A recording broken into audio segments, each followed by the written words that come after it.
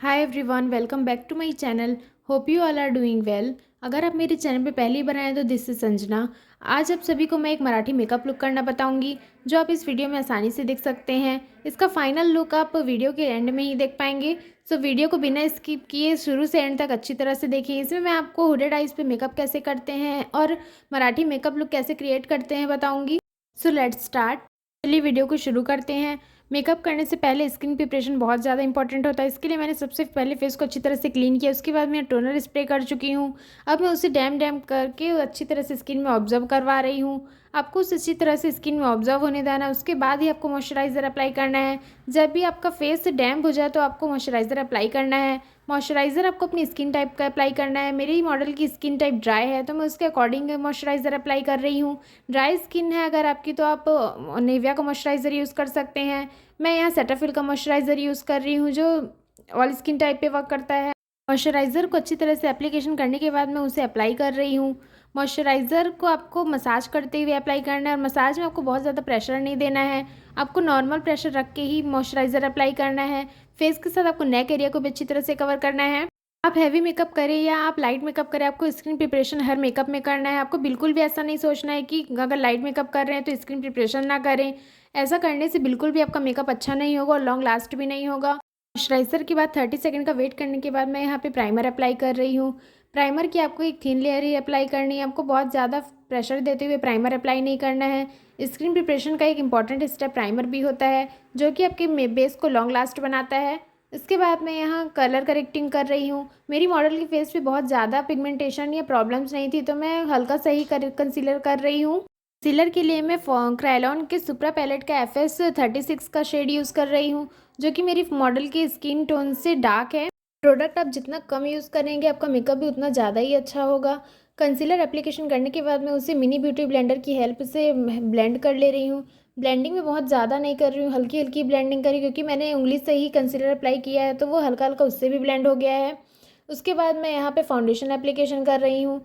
Application करने से पहले आपको ध्यान रखना है कि आपको कभी भी फाउंडेशन बॉटल से निकाल के डायरेक्ट फेस पे अप्लाई नहीं करना है।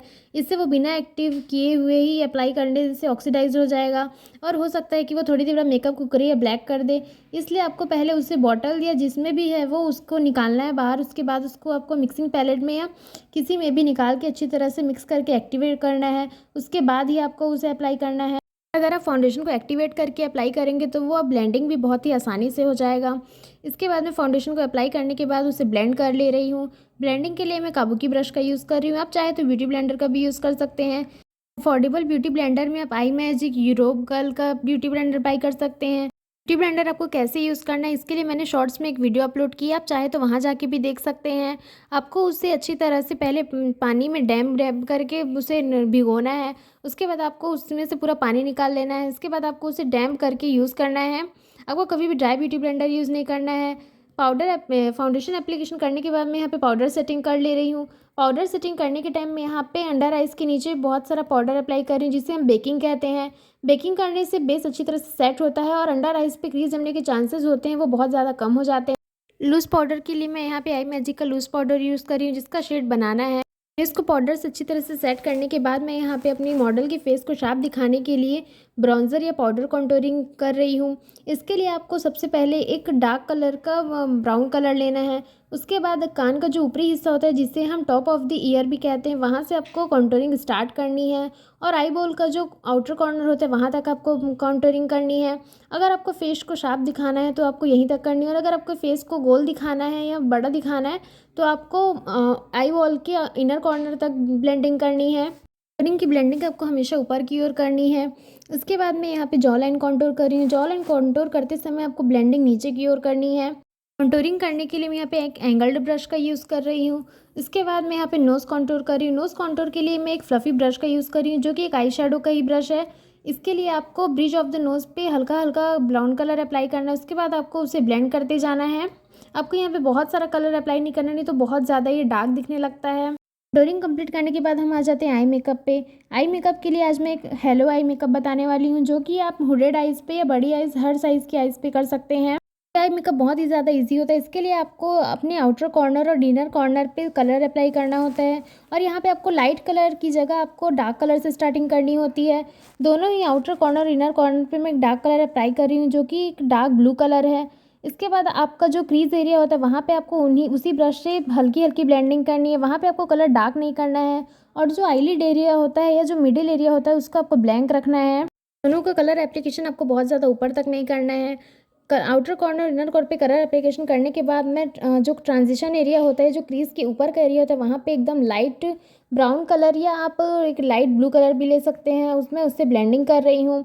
इसके बाद मैं यहाँ पे फिर से उसे थोड़ा सा इंटेंस दिखाने के लिए और डार्क कर दे रही हूँ कि जब मैं ट्रांजिशन दी तो उसके बाद मेरे को आउटर कॉर्नर इनर कॉर्नर थोड़ा सा लाइट लग रहा था, तो इसलिए मैं उसको हल्का सा डार्क कर दे रही हूँ। अगर आप चाहे तो डार्क करने के लिए हल्का सा ब्लैक आई शेडो भी ले सकते हैं। शेडो में आपको ब्लेंडिंग का बहुत ज़्यादा ध्यान रखना होता है क्योंकि उसको इसमें आपको ब्लेंडिंग बहुत ज़्यादा ऊपर तक नहीं करनी होती है और आपको मिडिल एरिया भी छोड़ना रहता है और आपको आउटर कॉर्नर तक भी ब्लेंडिंग नहीं ले जानी होती है। लेकिन इससे ज़्यादा इजी आई मेकअप होता है जो कि बहुत ही कम कलर्स में कंप्लीट हो जाता है और इसमें आपको ज़्यादा मेहनत भी नहीं लगती है। ब्लेंडिंग कंप्लीट करने के बाद यहाँ पे जो मिडिल एरिया बचा हुआ है वहाँ पे मैं एक गोल्डन कलर का शिमर अप्लाई कर ले रही हूँ। अगर आप चाहे तो गोल्डन की जगह अपने ड्रेस के अकॉर्डिंग कोई और शिमर भी अप्लाई कर सकते हैं। शिमर अप्लाई करने के लिए आप चाहे तो फिंगर की जगह ब्रश का भी यूज़ कर सकते हैं, लेकिन मैं अभी फिंगर का यूज़ कर रही हूँ क्योंकि इससे ब्लेंडिंग करते हुए मैं उसे अप्लाई कर रही हूँ। शिमर की जगह ऊपर आप अगर चाहे तो लूज़ ग्लिटर या प्रेस ग्लिटर भी अप्लाई कर सकते हैं। शिमर अप्लाई करने के बाद मैं उसके जो एजेस है उसको अच्छी तरह से ब्लेंड कर ले रही हूँ जिससे कि वो ऐसा ना लगे कि वो अलग से रखा हुआ है। शिमर के बाद जब हम ब्लेंडिंग करते हैं तो उसके बाद आपको और अलग से प्रोडक्ट लेने की ज़रूरत नहीं है, आपको बचे हुए प्रोडक्ट में ही ब्रश से ब्लेंडिंग करनी है। आई शेडो का स्टेप कंप्लीट करने के बाद यहाँ मैं आईब्रो डिफाइनिंग कर ले रही हूँ। इसके लिए पहले मैं स्पूली की हेल्प से उसे अच्छी तरह से कॉम्ब कर ले रही हूँ और उसको फिर मैं मिडिल एरिया से फिल करना स्टार्ट कर रही हूँ। अगर आपके आईब्रोज पहले से ही बहुत ज़्यादा ठीक है तो आपको उसे बहुत ज़्यादा डार्क तरीके से फिल करने की ज़रूरत नहीं है। अगर आपकी आईब्रो नहीं के बराबर है या बहुत थीन है तो ही आपको अच्छी तरह से आईब्रो डिफाइनिंग करनी है। आईब्रो डिफाइनिंग के लिए हमेशा एंगल्ड ब्रश का यूज़ करना है और डार्क पोमेड का यूज़ करना है। अगर आपके पास एक डार्क ब्राउन आई शेडो तो आप उसका भी यूज़ कर सकते हैं। इसके बाद यहाँ मैं एक विंग आईलाइनर ड्रॉ कर रही हूँ। इसके लिए पहले जो लाइनर लाइन होती है उसके आपको हल्का सा आइज़ को ओपन करवा के वहाँ से एक गाइडलाइन लेनी है। गाइडलाइन के लिए आपको एक बहुत ही ज़्यादा पतले ब्रश का यूज़ करना है और अगर आप चाहे तो डायरेक्ट लिक्विड लाइनर भी अप्लाई कर सकते हैं, लेकिन यहाँ मैं एक जेल आई लाइनर से पहले लाइनर ड्रॉ कर रही हूँ। उसी गाइडलाइन को फॉलो करते हुए फिर आपको अंदर की ओर लाइनर ड्रॉ करते जाना है जो कि एक नॉर्मल लाइनर की तरह ही होता है। इसके बाद आपको उसे अच्छी तरह से फिल कर देना है। अभी आप विंग आई लाइनर ड्रॉ करें, आपको बहुत ही ज़्यादा आराम से ड्रॉ करना है, बिल्कुल भी आपको हड़बड़ी नहीं करनी, नहीं तो उसकी गाइडलाइन बिगड़ जाएगी और गाइडलाइन बिगड़ने से पूरा लाइनर ही ख़राब हो जाएगा। जेल आईलाइनर से लाइनर कंप्लीट करने के बाद मैं उसे लिक्विड लाइनर से लॉक कर दे रही हूँ। आप जब भी जेल आईलाइनर का यूज़ करें आपको उसे लिक्विड लाइनर से लॉक करना है, नहीं तो वो स्मज होकर फैल सकता है।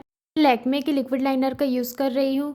लाइनर का स्टेप कंप्लीट करने के बाद यहाँ मैं लिप लाइनिंग कर रही हूँ। लिप लाइनिंग करने से आपको एक गाइडलाइन मिल जाती है कि आपको कहाँ तक लिपस्टिक अप्लाई करनी है। अगर आपके लिप्स पहले से ही बहुत ज़्यादा ब्रॉड है तो आपको ओवरलाइन नहीं करनी, और अगर आपके लिप्स बहुत पतले हैं तो आप चाहे तो ओवरलाइन भी कर सकते हैं। जब भी आप ओवरलाइन कर रहे हो ओवरलाइन आपको वहाँ तक ही करनी है जो आपके लिप्स का जो वाइट एरिया होता है वहाँ तक ही आपको ओवरलाइन करनी है, उसके बाहर आपको बहुत ज़्यादा ओवरलाइन नहीं करनी है।